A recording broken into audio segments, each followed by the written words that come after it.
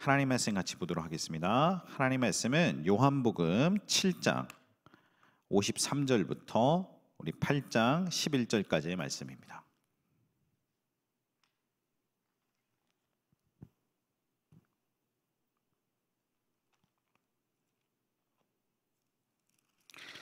요한복음 7장 53절부터 8장 우리 11절까지의 말씀, 제가 한 절, 성도 여러분께서 한 절 교독하시면서 같이 읽도록 하겠습니다. 제가 가진 성경책은 신약 성경 157면입니다. 제가 먼저 읽겠습니다. 7장 53절, 다 각각 집으로 돌아가고 예수는 감람산으로 가시니라.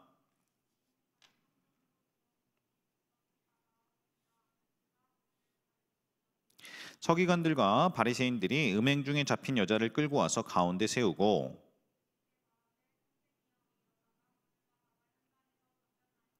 모세는 율법에 이러한 여자를 돌로 치라 명하였거니와 선생은 어떻게 말하겠나이까?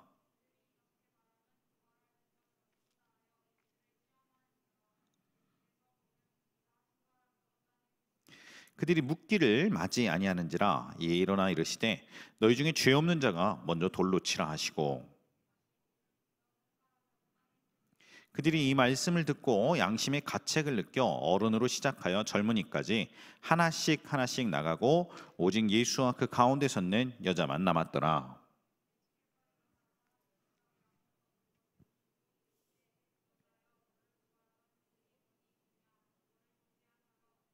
대답하되 죄 없나이다. 예수께서 이르시되 나도 너를 정죄하지 아니하노니 가서 다시는 죄를 범하지 말라 하시니라. 아멘. 오늘도 주의 성령 하나님께서 전하는 전화 듣는 성도 여러분의 마음과 영혼과 육체 가운데 하나님의 놀라운 은혜들로 채워주시기를 예수 그리스도의 이름으로 사모하며 기도합니다. 오늘 이 8장에 나와 있는 이 본문은 초막절 사건의 한 복판에 끼어 있는 이야기입니다. 요한복음을 이제 개관을 좀 해 보면 요한복음 7장 1절부터 예수님께서 초막절이라는 이스라엘의 3대 절기에 이제 쭉 이야기를 하시는 장면이 나옵니다. 7장 내내 이 초막절의 물의 축제에 대해서 논쟁하시고 이야기하시고 그렇게 하시고 있다가 이 8장의 이제 후반부 중반부부터 이제 저희들이 방금 11절까지 읽었으니까 12절부터 다시 또 초막절 논쟁의 빛의 축제 논쟁하시고 이야기하시는 부분이 쭉 나오십니다. 근데 이 7장과 8장에 사실은 음행 중에 잡힌 이 여인의 이야기가 조금 뜬금이 없습니다. 뜬금이. 이 이야기의 제일 처음 시작, 요한복음 7장 1절, 2절 말씀인데요. 제가 한 절, 여러분이 한 절 읽겠습니다. 그 후에 예수께서 갈릴리에서 다니시고 유대에서 다니려 아니하시면 유대인들이 죽이려 함이로라. 초막절은 이스라엘이 40년 동안 광야에서 텐트 치고 살았던 것을 기념하는 절기입니다. 그래서 하나님의 불기둥과 구름기둥으로 인도함을 받았던 그들이 가나안 땅에 와서는 이제는 나무나 천막으로 얼기설기 텐트 치고서 살지 아니하고 이제는 돌, 나무 같은 것으로 이제 제대로 된 집을 짓고서 살지 않았겠습니까? 그래서 유목민들처럼 40여 년 동안 하나님의 인도를 따라서 살았던 순간들을 기념하고 기억하라, 하나님의 도우심을, 그런 의미에서 초막절을 지키는 것입니다. 근데 이미 요한복음 7장의 이 초막절의 절기에 예수님이 예루살렘을 방문했었던 시점에는 이미 예수님에 대한 부정적인 이야기들이 많이 퍼져 있었고 예수님에 대한 기적과 예수님에 대한 놀라운 가르침에 대한 이야기들도 허다하게 퍼져 있어서 이쪽과 이쪽에 대한 이야기들이 상충되고 있었던 시점이었습니다. 일반 백성들 사이에서는 이 초막절이 그리스도 메시아가 오기를 기념하고 있는 메시아 대망의 절기로 기억되고 있었는데, 예루살렘에 1년에 3차 모이는 그 위대한 절기 때 모였을 때마다 사람들은 우리가 지금 로마의 박해 가운데 신음하고 있는데 우리를 구원해 줄 재림 다윗, 우리를 구원해 줄 또 다른 메시아는 언제나 올까라고 백성들이 기다리고 있었습니다. 근데 그때 저 갈릴리 지방에서 주로 사역을 하시던 예수님에 대한 이야기가 막 난리처럼 이야기가 전해졌던 것입니다. 예수님이란 분이 계신데 하나님의 사람이란다, 위대한 일을 하신단다, 눈먼 사람도 눈 뜨고 소경도 보고 못 듣는 사람도 귀머거리도 듣고 심지어 죽은 사람도 살아났다더라. 예수님을 만나면 그 예수님 때문에 사람의 인생이 변화되고 삶이 변화되고 귀신도 떠나가고 놀라운 하나님의 역사가 나타난다더라. 이러한 예수님에 대한 소문이 지금 저 지도에 나와 있는 이스라엘 전역만 쩌렁쩌렁 올린 것이 아닙니다. 사실은 저 지금 지역에 나와 있던 지역을 저희가 팔레스타인이라고 그러는데요, 이 팔레스타인 지역을 넘어서서 고대 근동 전역을 쩌렁쩌렁하게 예수님에 대한 소문이 울렸었습니다. 그리고 예수님이 드디어 이 팔레스타인 유대의 수도였던 예루살렘을 방문하셨습니다. 그러니 예루살렘에 있었던 유대 종교 지도자들, 기득권층들, 대제사장과 서기관들, 바리새인들은 예수님이 오는 것이 전혀 달갑지 아니하고 어떻게 해서든 책잡고 예수님을 죽이려고 했었던 것입니다. 이렇게 초막절의 이야기가 7장, 8장 전체에 펼쳐져야 되는데 오늘 요한복음에는 8장 1절부터 11절까지, 정확하게는 7장 53절부터 8장 11절까지 음행하다가 잡혔던 여인의 이야기를 가운데 마치 무슨 샌드위치에 패티가 들어가듯이 쏙 집어넣었습니다. 여러분들이 성경을 갖고 계시면 자세히 보시면 알겠지만 7장 53절부터 11절까지에는 이렇게 대가로도 아니고 이 디귿자 모양의 꺽쇠 모양의 가로가 기록되어 있습니다. 영어 성경에도 마찬가지입니다. 심지어 고대 사본과 초대 교부들의 글에는 이 7장 53절부터 8장 11절은 나와 있지 않고, 그리고 좀 좋은 성경책이나 영어 성경에는 아랫부분에 옛날 사본에는 나와 있지 않음이라는 표시가 적혀져 있습니다. 자, 학자들의 글을 좀 살펴보았는데 문체적으로 보아도 이 글이 사도 요한이 쓴 글이 아닐 것이다 라고 여겨집니다. 그럼에도 불구하고 이 음행 중에 잡힌 여인에 대한 이 이야기는 초대 교회로부터 널리 알려진 이야기임에 틀림이 없었고, 서방 교회에서는 이 이야기를 일부러 요한복음의 초막절 사건의 한복판에 집어넣어서 교회의 교훈으로 삼으려고 애썼습니다. 도대체 이 이야기가 얼마나 중요하기에 사람들은 이 이야기를 사랑하고 이 이야기를 성경 본문에 반드시 보존해서 이 이야기를 대대로 지키고 교훈을 받으려고 했는지 오늘 이 이야기를 좀 살펴보고자 합니다. 이 유명한 이야기는 예수님이 예루살렘에 방문하셨을 때 반복되는 습관으로부터 시작됩니다. 7장 53절부터 우리 8장 2절까지 성도 여러분이 한 절, 제가 한 절 읽겠습니다. 시작. 예수는 감난산으로 가시니라.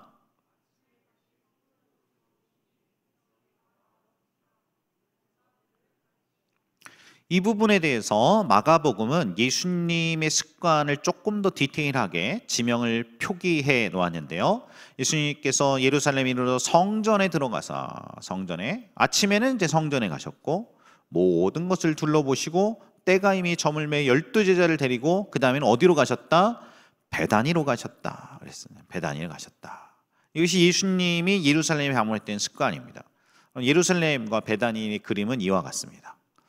자, 가운데 있는 네모가 예루살렘에 있는 성전이거든요. 예루살렘 꼭대기 제일 높은 위치에 있습니다. 성전에서 아침에는 나오셔서 가르치셨고, 저 빨간색 실선을 쫓아서 쭉 가다가 보면 이 성전에서 오른쪽으로 가다 보면 지금 오른쪽 아래 그림에 보이는 것처럼 굉장히 예쁜 올리브 마운틴, 감난산을 지나게 됩니다. 예수님이 나중에 십자가라는 중대사를 놓고 땀방울이 핏방울이 될 때까지 기도하셨던 그 산, 겟세마네 동산이 있었던 이 감람산을 좀 지나서 쭉 가면은 베타니라는 조그마한 동네가 나오게 되는 것입니다. 거리로 따지면 저희 교회에서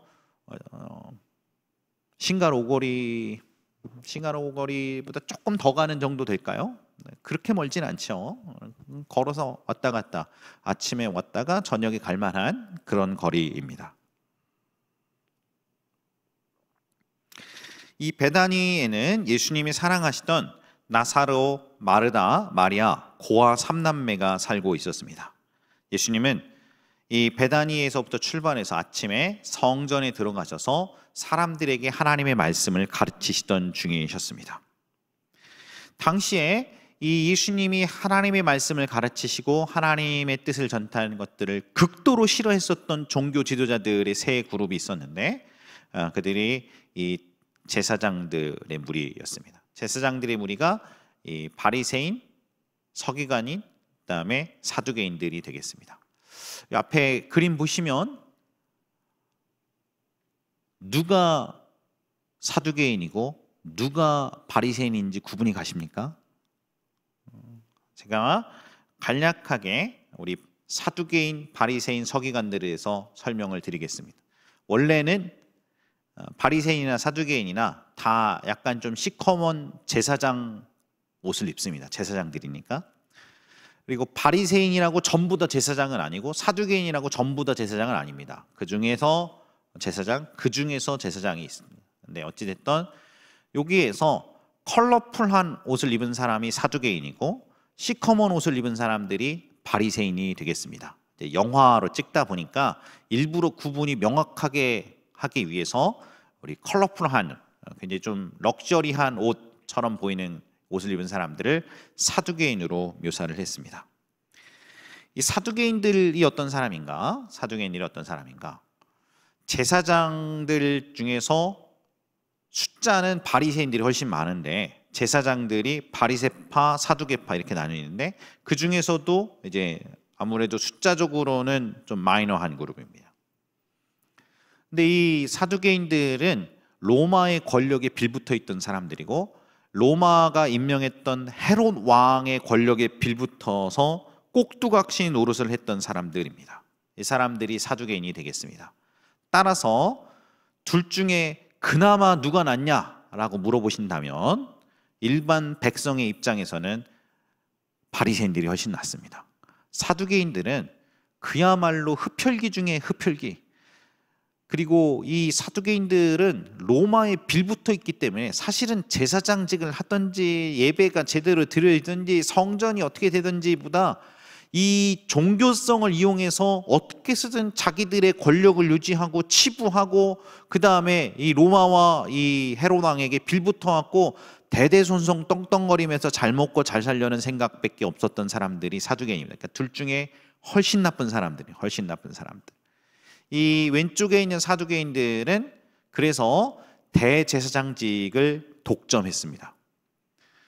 제사장 중에서 소수의 무리긴 하지만 로마나 헤롯 왕의 입장에서는 자기 말 잘 듣는 사람을 대제사장으로 임명을 해야 하니까 사두개인들이 언제나 임명이 됐고 바리새인들은 다수였지만 대제사장직을 얻지는 못했습니다.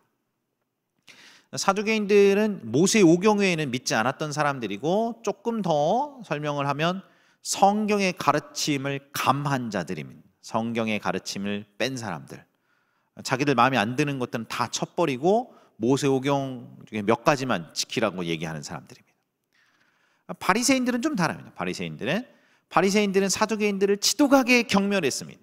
그래서 이 종교적 리더 집단 가운데서 특별히 로마와 헤롯 왕의 폭정에 대항해서 대놓고 대항하지는 못했지만 죽으니까 이 민족주의적인 어떤 독립운동을 지향하면서 신앙의 힘으로 그러면서 우리들이 여호와 신앙 가운데 다시금 회복해야 하나님 우리에게 은혜도 주시고 이 로마의 압제와 폭정도 물러나고 마치 3.1운동을 이끌었던 민족 지도자 33인들처럼 그렇게 바리새인들은 이 종교적인 힘으로 민족적 저항운동을 하고 그 안에서 대놓고 하지는 못했지만 이 종교적인 여호와 하나님에 대한 신앙으로 예배드림으로 말미암아 그들이 민족이 회복되기를 추구했었던 사람들입니다. 이 사람들도 잘못했는데 그들은 성경의 가르침에 가한 자들입니다. 더한 사람들. 성경에 원래 있었던 율법의 전통 가운데 자기들의 전통을 더해서 가르쳤던 사람들이 바리새인들이 되겠습니다. 서기관들은 율법 교사들, 스크라이브, 로우 티처 이렇게 부르는데 그냥 학자층 선비들이라고 생각하면 되겠습니다. 그러니까 서기관들이 제일 피라미드의 아래쪽, 그 위쪽이 이제 바리새인들이 한 80%, 사두개인들이 한 20%, 그 제일 꼭대기가 제사장불이, 그 제일 꼭대기가 대제사장, 이렇게 이스라엘의 리더십이 구성되어 있다고 생각하시면 되겠습니다. 이 제사장들, 성전 무리들, 그리고 헤롯의 세력들이 꼴도 보기 싫었고 그 다음에 그들의 양심을 계속 건드렸던 예수라는 자가 나타났습니다. 무시할 수만은 없는 백성들의 인기 때문에 당대의 종교 지도자들과 권력자들의 화려하고 치부하는 삶과 대비되어서 말도 안 되는 기적들을 친히 베푸시며 메시아임을 증거하는 것. 이들이 만약에 예수가 메시아라는 것을 인정하는 순간 자기들이 누려왔던 모든 기득권, 자기들이 누려왔던 그 모든 권력, 향유했었던 부를 내려놓아야 했습니다. 그래서 초막절의 한복판에 한 여자를 끌고 옵니다. 오늘 본문이 이렇게 시작되는 것입니다. 서기관들과 바리새인들이 음행 중에 잡힌 여자를 끌고 와서 가운데에 세우고 예수께 말하되 선생님, 이 여자가 간음하다가 현장에서 잡혔나이다. 모세는 율법에 이러한 여자를 돌로 치라 명하였거니와 선생님은 어떻게 말하겠나이까. 6절이 중요한데 6절 같이 한번 읽어보시겠습니다. 시작.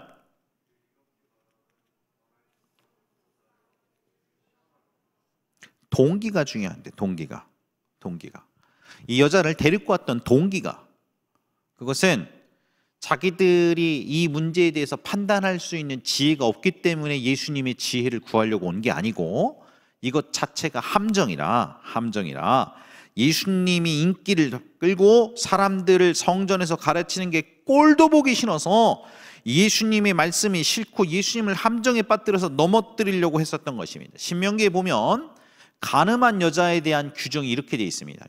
구약의 율법이죠. 구약 율법에 보면 만약에 어떤 남자가 유부녀와 동침한 것이 드러나거든 동침한 남자와 여자를 둘 다 죽여라. 만약에 처녀가 어떤 남자랑 동침하면 둘 다 끌어내서 죽여라. 이렇게 성경에는 기록되어 있습니다. 굉장히 엄격한 룰이 구약 성경에 있는데 여기서 중요한 점은 자신들이 알아서 판단해서 처리해도 될 일을 예수님께 일부러 데리고 와서 고발할 조건이 있을까 없을까 시험하려고 했었던 것입니다. 이 이야기를 읽었던 사람들은 반사적으로 모두가 다 같은 질문들을 던지는 것 같습니다. 오늘 이야기들을 읽으면 질문이 많이 나오는데요. 굉장히 많은 대다수의 분들이 던지는 질문은 왜 남자는 안 데리고 오고 여자만 잡아왔는가라는 질문을 던집니다. 남자는 어디 갔을까요? 간음을 했으면 그것도 현장에서 잡혔는데 남자는 창문 밖으로 도망갔을까요? 현장에서 간음하다가 잡혔다는데 왜 남자는 안 데리고 오고 여자만 데리고 왔을까요? 도대체 이 남자는 누구였을까요? 빼도 박도 못하는 현장에서 잡혔다고 그랬는데 분명히 성경에. 여러분, 왜 이 바리새인들이 음행가가 잡혔던 여자만 데리고 왔을까요? 만만하니까 그런 것이, 만만하니까. 이 남자가 누구였을까 우리가 한번 추측을 해봅니다. 굉장히 많은 신학자들과 설교자들이 이 남자가 누구였을까를 추측해봤어요. 간음하다가 현장에서 잡혔으면 여자가 혼자 간음할 수는 없으니까 분명히 남자 여자 둘 다인데 둘 다 죽여야 되는데 왜 남자는 놓고 여자만 데리고 왔나? 어쩌면 이 남자가 지역의 유지였을지도 모르겠습니다. 어쩌면 이 남자가 로마의 군인이었을지도 모르겠습니다. 그리고 우리 20세기 후반에 가장 위대한 전도자였던 라인하르트 본케 목사님 더 재미있는 얘기를 하셨는데 본인이 생각하기에 이 남자가 바리새인이었을 것 같다. 그런 얘기 하던 바리새인. 제사장이었을 것 같다. 당시 1세기 유대 사회에 이 여인의 죄는 대단히 무거운 죄였습니다.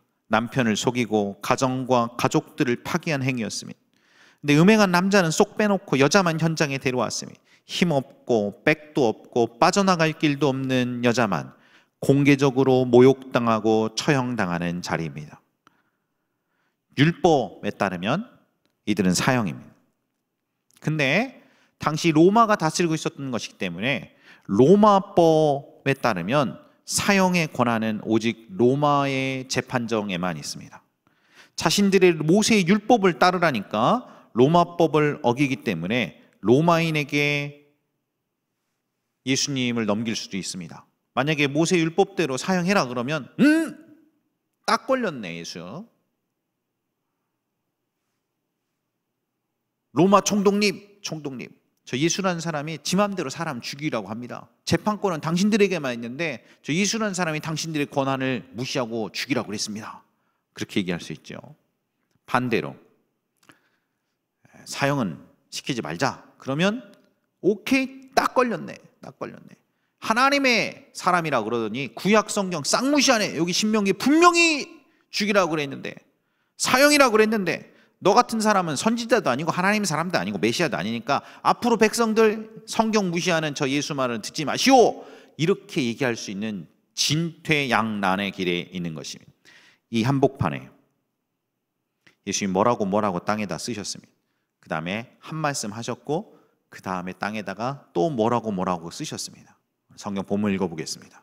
6절, 7절, 8절인데요. 여러분이 한 절, 제가 한 절 읽겠습니다. 그들이 시작.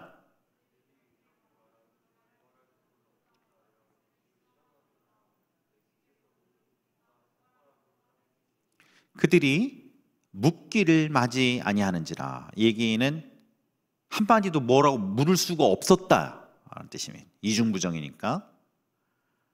이에 일어나 이르시되 너희 중에 죄 없는 자가 먼저 돌로 치라 하시고 8절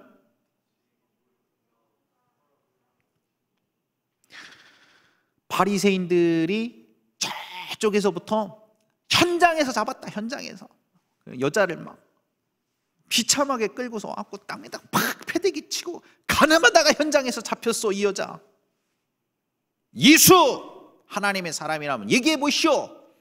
모세 율법에는 죽이라고 그랬는데 죽일까요? 어떻게든 함정에 잡히게 하려고.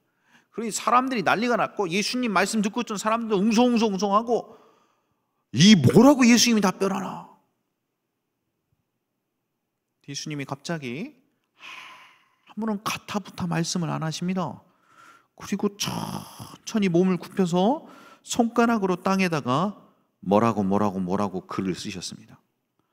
소란스럽게 떠들던 사람들의 시선이 예수님이 천천히 써내려가는 글에 집중되었습니다. 사람들이 그 땅에 쓴 글씨를 읽으면서 멈칫거리기 시작했습니다. 웅성웅성 거리던 소리들도 점자 잦아들었습니다. 가늠에 돌로 쳐 죽여야지. 뭐 저런 패름치한 사람이 아직도 저런 사람들이 우리 이 땅에 있다니 민족의 수치다. 그렇게 비난했었던 수근수근 거리던 소리들도 잠잠해졌습니다. 성전 안에 무거운 침묵이 흘렀습니다. 누구 하나 더 이상 소리치는 사람이 없었습니다. 여러분 예수님 땅에 뭐라고 쓰셨을까요? 뭐라고 쓰셨을까요? 제가 알고 있는 부흥사 목사님은 제가 어렸을 때 이 본문을 갖고 설교를 했는데 이게 너무너무 궁금해서 나중에 천국에 가면 제일 처음 예수님 만나자마자 묻고 싶은 게 그때 땅에다 뭐라고 쓰셨습니까? 예수님 이걸 묻고 싶다고 그러십니다. 뭐라고 쓰셨을까요? 어떤 사람은 예수님이 십계명을 써내려갔을 것이다. 그리고 어떤 사람들은 제일 크게 큰 소리 치는 사람들의 얼굴을 보면서 그들의 숨은 개인적인 죄들을 써내려갔을 것이다. 그렇게 얘기하기도 합니다. 모르겠어요. 저도 천국 가면 한번 꼭 물어보고 싶습니다. 두 번째가 맞다면 그런 것 같습니다. 저런 나쁜 여자가 있나?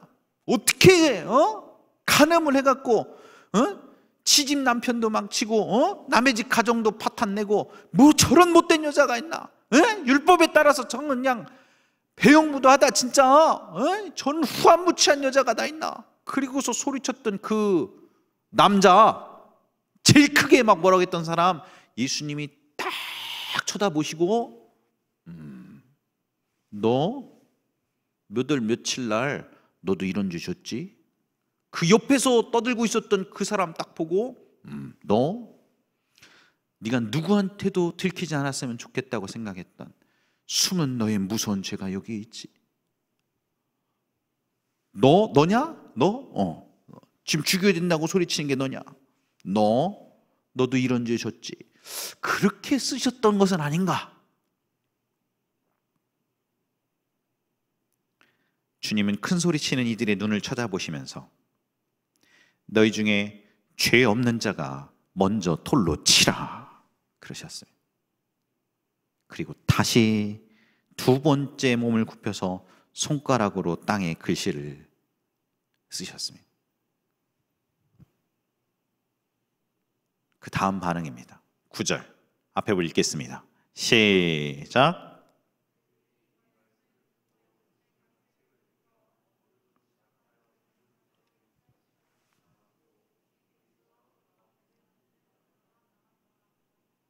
그들이 예수님의 이 말씀을 듣자 한 사람 한 사람 털썩털썩 돌로 이 여인을 치려고 손에 들었던 돌멩이들을 땅에 풀썩풀썩 내려놓고 한 사람 한 사람 그 현장에서 빠져나갔습니다.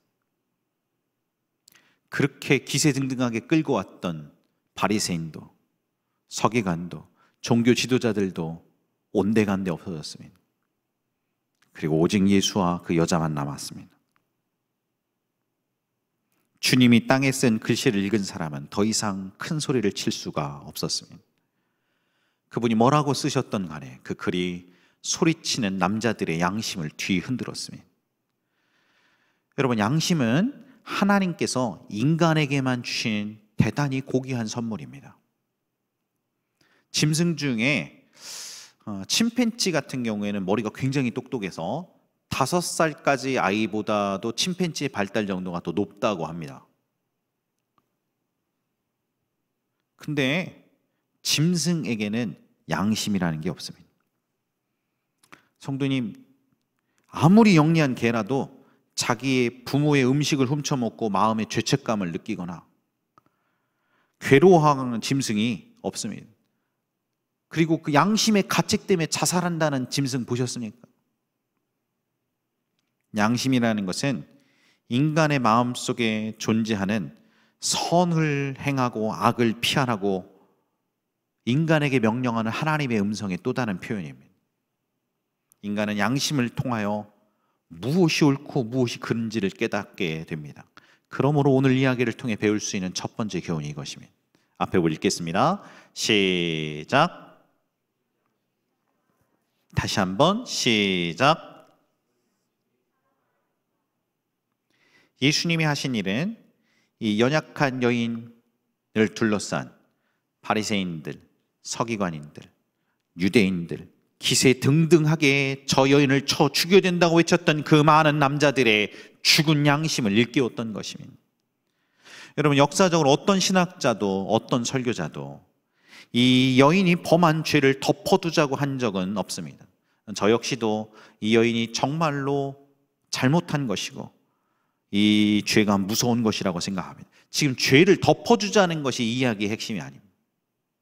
지금 제가 얘기하고자 하는 핵심은 자기들에게 만만한, 자기들에게는 절대로 피해가 가지 않을 것이 뻔한, 사회적으로도 배경도 권력도 돈도 없어서 그저 당할 수밖에 없는 이 연약한 죄인 여인을 정죄하려는 바리새인들, 서기관들, 유대인들에게 예수님이 그들 자신을 돌아보도록 양심을 일깨우셨다는 것입니다. 디모데전서 1장 5절은 이렇게 기록하고 있습니다. 앞에 보고 같이 한번 읽겠습니다. 5절 시작.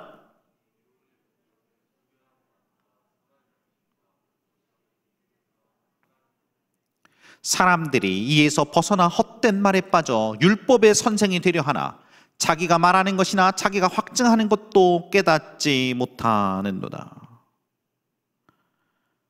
여러분, 예수님은 양심에 화인 맞은 자들, 양심이 맞은 자들을 뒤흔드는 것입니다. 양심이 화인 맞았다는 표현이 이제 문학적 표현인데, 화인이 뭔지 아십니까? 화인이 이게 쇠를 지팡이로 이렇게 해가지고, 예를 들어서 짐승의 소나 뭐 양이나 곳에 자기 목장의 소유라는 것을 뭐 오케이 목장이다 그러면 쇠를 이렇게 오케이 이렇게 크 불어서 이거를 숯불에 칙 달군 다음에 엉덩이에다가 칙 지지고 딱 한 빼면 오케이 이렇게 되니까 이 송아지, 이 소, 이 양, 돼지는 오케이 목장 거다, 이런 식으로 화인을 찍는 것입니다.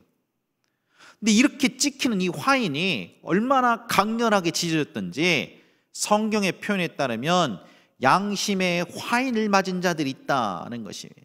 디모데전서 4장 1절 2절 앞에 읽겠습니다. 시작.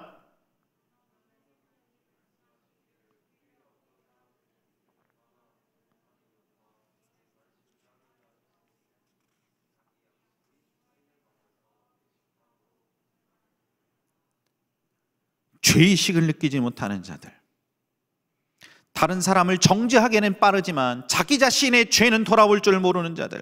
여러분, 왜 이 음행한 여인이 현장에서 잡혔던 이야기가 성경에 살아남아 있고, 왜 이곳이 기록되어 있고, 왜 기독교인들은 이것을 성경 안에 남기기로 결정했는지 아십니까? 죄를 지적하는 나 개개인, 이 이야기를 읽는 우리 한 사람 한 사람이 혹 바리새인과 같은 삶을 사는 것은 아닌지 돌아보게 하려는 것입니다. 나는 손가락질 할 만한 자인가? 율법의 판단자로 사람들을 판단하고 비방하는 것은 아닌가? 여러분, 예수 그리스도를 만난 기독교인들의 첫 번째 우리에게 일어나는 반응의 특징은 죽은 양심이 살아나는 것입니다. 죽은 양심. 이야기는 계속해서 이어집니다. 8장 10절 11절 예수님이 여자한테 이렇게 얘기하십니다. 앞에 읽겠습니다. 10절 시작.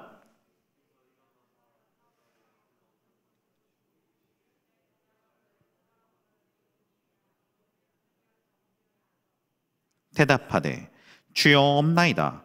예수께서 이르시되 나도 너를 정죄하지 아니하노니 가서 다시는 죄를 범하지 말라 하시니라. 성전 한복판에 간음을 하고 있던 한 복판의 현장에서 들이닥친 남자들에게 잡혀서, 이렇게 보니 세상에 유대 종교 지도자들, 저 엄격한 바리새인들에게 끌려서 비참하게 대동댕이 쳐서 사람들이 보는 만인 지하에 땅에서 흐느껴 있던 이 여인이 예수님의 글씨와 말씀하시는 것 가운데 한 사람씩 돌멩이를 툭 떨어뜨릴 때 여인도 움찔 놀랐을 것 같습니다. 고요한 침묵의 시간이 얼마 흐르고 예수님이 아무도 없고 다 떠나간 그 자리에 여인 보고 얘기하십니다. 여자여, 너를 고발하던 자들 어디에 있느냐? 너를 정죄한 자가 없느냐? 없네요, 예수님. 나는 오늘이 죽는 날인 줄 알았습니다.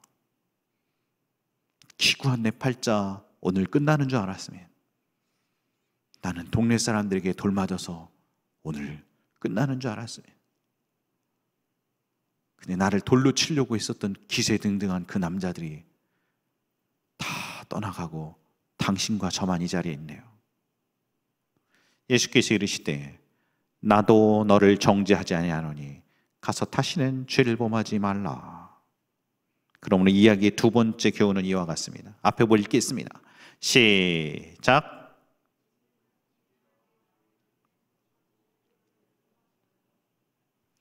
여러분, 우리 기독교인들이 이야기를 반드시 성경에 집어넣어야 된다고 초대 교인들부터 생각을 했었습니다. 너무 유명한 이야기라서 요한이 안 쓴 것처럼 여겨지는 문체라도 요한복음에 집어넣어서라도 살려서 이것을 우리가 오늘날까지 기록으로 갖고 있습니다. 여러분, 이 이야기를 통해서 우리 기독교인들은 무엇을 배워야 할까요? 이 이야기를 읽는 오늘의 모든 사람들은 무엇을 배워야 될까요?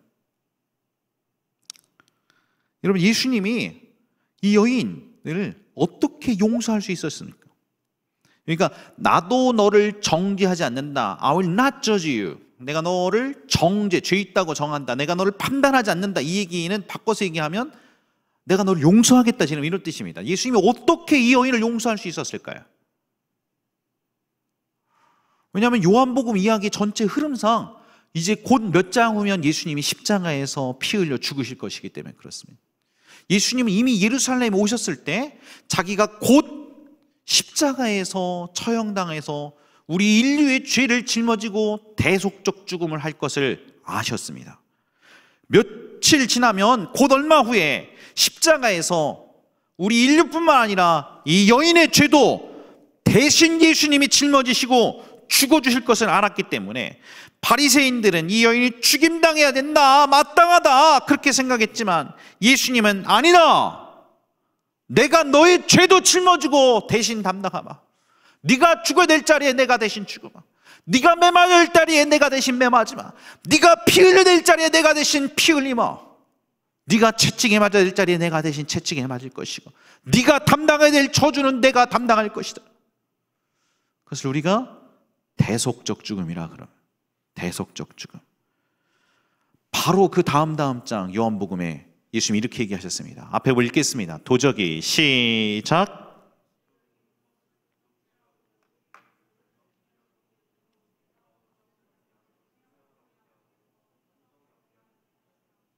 이 위대한 장 요한복음 10장에 예수님이 이 음에 가다가 잡힌 여자 이야기가 8장에 나오고 9장 10장이면 바로 그 다음 장이에요. 예수님 자신의 삶에 대해서 이렇게 얘기하셨습니다. 여기서 도적은 바리새인들입니다. 유대 종교 지도자들입니다. 백성들이 제사 드리고 왔었던 것 갖고서 돈 뒤로 삥땅 치고 치부하고 종교적인 열심들을 차용해서 자기들의 권력을 유지하려고 했었던 기득권자들, 바리새인들. 이들은 양을 도적질하고 죽이고 멸망시키려 하나 나 예수는 양으로 생명을 얻게 하고 더 풍성히 얻게 하라는 것이다.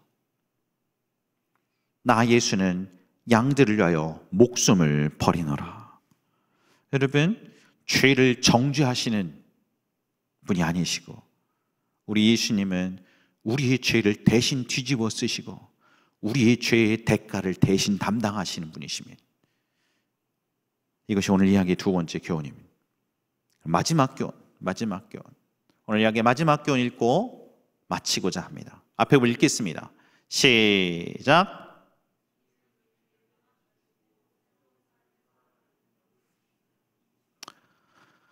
엔딩이 멋진데요, 이 이야기에. 11절이 이야기의 마지막입니다. 그리고 꺽쇠가 이렇게 끝나지 않았습니까? 11절 말씀을 읽겠습니다. 11절 말씀 시작.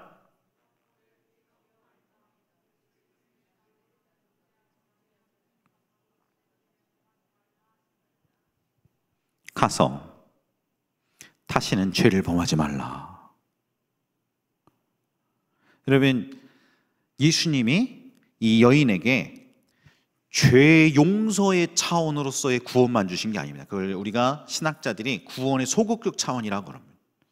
우리를 그냥 지난날의 죄책감에서, 지난날의 상처에서 건져주신 것만 하신 게 아니고 그 다음에 건져주신 다음에 이 구원의 적극적 차원, 새로운 삶을 열어주셨습니다. 다시 살아갈 수 있도록. 복음이라는 것은 예수님이 십자가에서 우리를 위해서 죽으셨다만 아니고 십자가에서 우리를 위해서 대신에 죽으셨던 예수님이 죽음을 이기시고 부활하셨다까지 하는 것이 복음입니다. 그분의 죽으심과 부활하심, 똑같이 우리의 옛 자아, 우리의 아픔, 우리의 깨어짐, 우리의 죄, 우리의 실수, 우리의 허물, 우리의 모든 담당해야 될 저주는 예수님이 죽음같이 다 죽어버리고 그리고 예수님이 부활하심으로 말미암아 예수 그리스도를 마음 가운데 영접하고 믿는 모든 사람들은 다시금 새롭게 거듭나서, 다시금 새롭게 태어나서 예수님의 부활하심으로 더불어서 새로운 인생을 살아갈 수 있도록 하시는 것, 이것이 기독교 신앙의 본질인 것입니다. 이제 우리가 새로운 인생의 걸음을 시작할 수 있다는 것입니다. 예수님이 여인에게 다시 시작할 수 있는 용기도 주셨습니다. 다시 시작할 수 있는, 과거만 치유하신 게 아니고 미래도 주셨습니다. 목사님, 예수님 어떤 분이십니까? 우리가 믿는 예수님은 우리의 죄를 위해서 대신 십자가에서 피 흘려 죽어주시고 우리의 과거의 모든 아픔과 절망을 치유하실 뿐만 아니고 오늘 우리에게 오셔서 새로운 생명을 주시고 오늘 우리에게 새로운 인생의 미래를 살 수 있도록 격려하시고 용기를 주시는 분이십니다. 마지막 이야기 하나 하고 설교를 맺고 싶습니다. 미국 달라스에서 실제로 있었던 일인데요. 담임 목사님도, 김세미 목사님도, 저도, 김준효 목사님도 미국 달라스에 있는 사우스웨스턴에서 공부했지 않습니까? 달라스에는 이제 사냥을 하는 사람들이 많이 있습니다. 35세 된 이 목사님이 사냥을 갔습니다. 목사님 무슨 사냥을 한대. 근데 그 동네는 뭐 그런 문화들이 많이 있습니다. 저희 학교 사우스웨스턴 총장님도 사냥을 얼마나 좋아하는지 박제했던 동물들이 총장실에 있고 그랬었습니다. 근데 35세 된 이 젊은 목사님이 사냥을 하러 갔다가 멀리서 노루 한 마리가 있는 걸 보고 조준해서 탕 거 쐈는데 가보니까 웬일이에요. 노루가 아니라 사람이었습니다. 그 자리에 사람이 즉사했어요.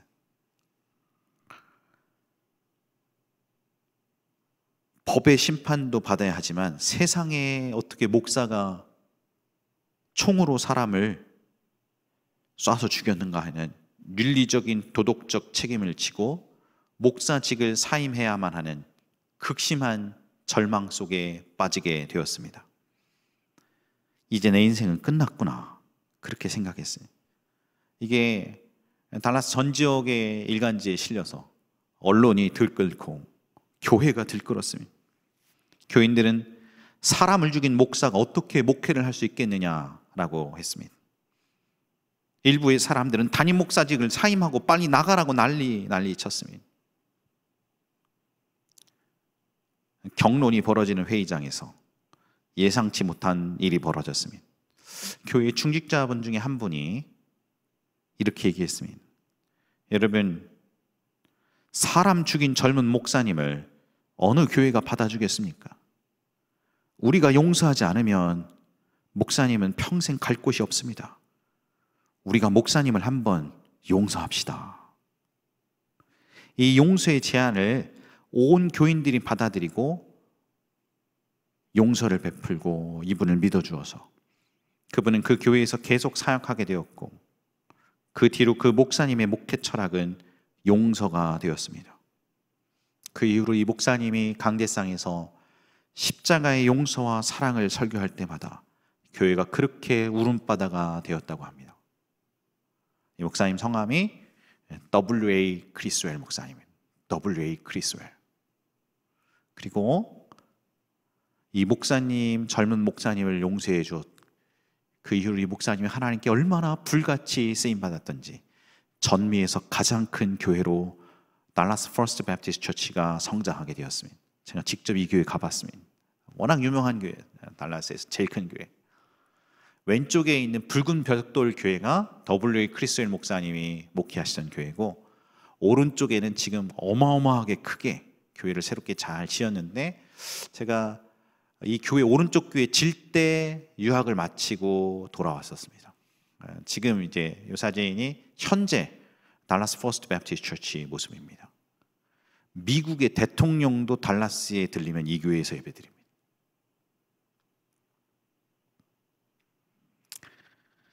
미국 침례교 총회장, 세계 침례교 총재를 지냈던 W.A. 크리스웰 목사님.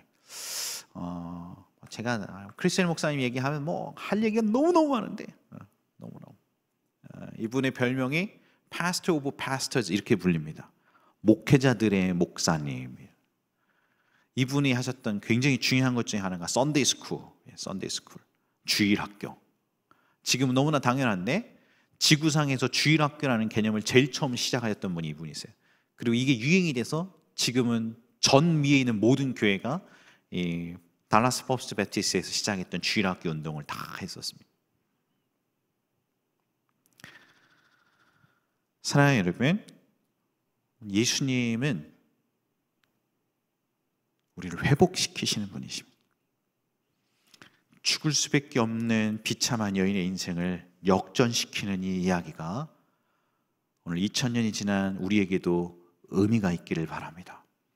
오늘 성도님의 삶에 어떤 절망, 어떤 역경, 어떤 과거, 어떤 죄의 아픔 가운데 있다 할지라도 오늘 저는 예수님에 대해서 여러분에게 얘기하고 싶습니다. 우리 예수님이 용서하지 못할 죄는 하나 없습니다. 우리가 솔직하게 예수님 앞에 나아가서 지난날의 죄를 용서를 구하고 그리고 정말로 진실한 마음으로 회개한다면 우리 예수님은 우리를 품으시고 싸매시고 우리를 용서하셔서 Whiter than the snow, 흰 눈보다 더 희게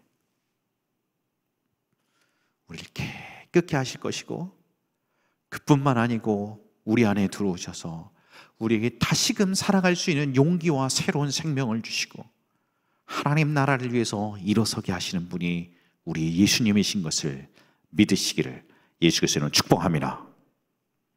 찬양하고 기도하고 마치겠습니다.